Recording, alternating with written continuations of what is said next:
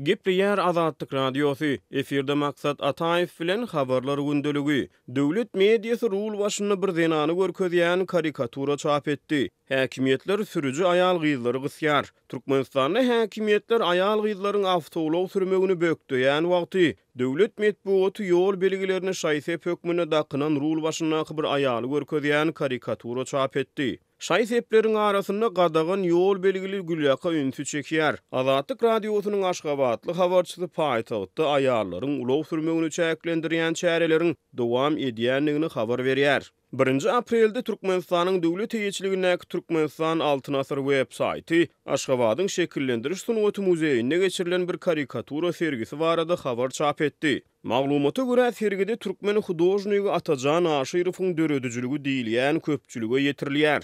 Döwlet medeniýetinde çap edilen 7 karikaturaның 6synyň mazmuny aýal gyzlardan söz açýar. Olaryň hataryndaky karikaturalaryň birine türkmen milli köýnegini baş açyk rul başynda oturan bir aýal görkezilýär. Suratdaky sürüji aýalyň çep gulagyna esasy ýol belgili sırga bar. Sağ gulagyna bolsa äge bolan ýol belgisi çekilen sırga bar. Karikaturada görkezilýän aýal döşüni girmek gadagan ýol belgili Gülýaka dakanypdyr. Döwlet medeniýeti ýakasy türkmen nagyşly sürüji zenanyň suraty çekilen karikaturany okuyjulary ýetirýän wagty Azatlyk radiosynyň Aşgabatdaky habarçysy paýtagtda zenan sürüjileriň ýolda gysylýanlygyny habar berýär. Onun maglumatyna görä soňky wagtlarda Aşgabatda hukuk goraýjy edaralarda işleýän aýallara diňe bir iş wagtyna däl, öz başlyk wagtlaryna da ulag sürmek gadagyn edildi. Ýatlasak 17 martda Azatlygyň beýleki bir habarçysy zenan sürüjilerde özleriniň döwlet edara kärhanalaryna işleýänligi barada guwanamy bolan ýagdaýyna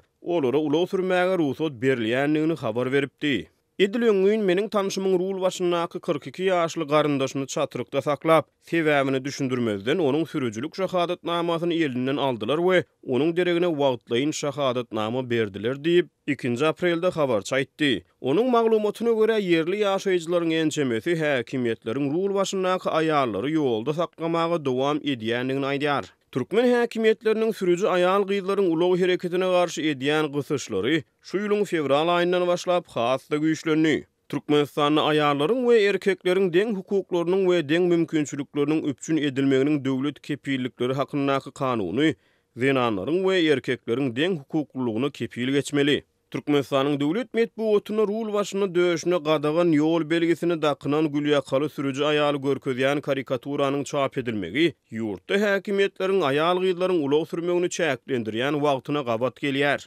Türkmenistanyň şekillendiriş muzeýinde bolan sergide tomoşaçylary hödürlenen eserlerde aýal gyzlary görkezýän başga da karikaturalar bar. Mysal üçin olaryň birini boýnuna we gulaklaryna gysyrgyç dakynan bir aýal görkezilýär. Ýene birini adamsyny elinde götürýän başga bir aýal görkezilýär. Geçmek gadagan ýol belgili Gülýaka dakynan aýal çekilen karikatura makalanyň iň esasy böleginde çap edilipdir. Döwlet medeniýetinden çen tutsaň sergä gatnaşan sunuwatyň muşdoklary bu karikaturalary görüp gülmäni saklanyp bilmändirler. Atajan Aşyrowyň iňçe humor filosofiýasy bar diýip resmi habarda aýdylýar. Türkmenistanyň döwlet teýeçiligindäki internet neşirleri bu golaýda ilkinji gezek karikatura çap edýär. Azatlyk radiosy bilen söhbetdeş bolan bir näçe türkmen zenany bu karikaturalary özleriniň aýal gyzlary ýaňsa almak diýip düşünýänliklerini aýtdylar. Olar häkimetleriň zenan sürüjileri gysmagyny diskriminasiýa diýip düşündirdiler.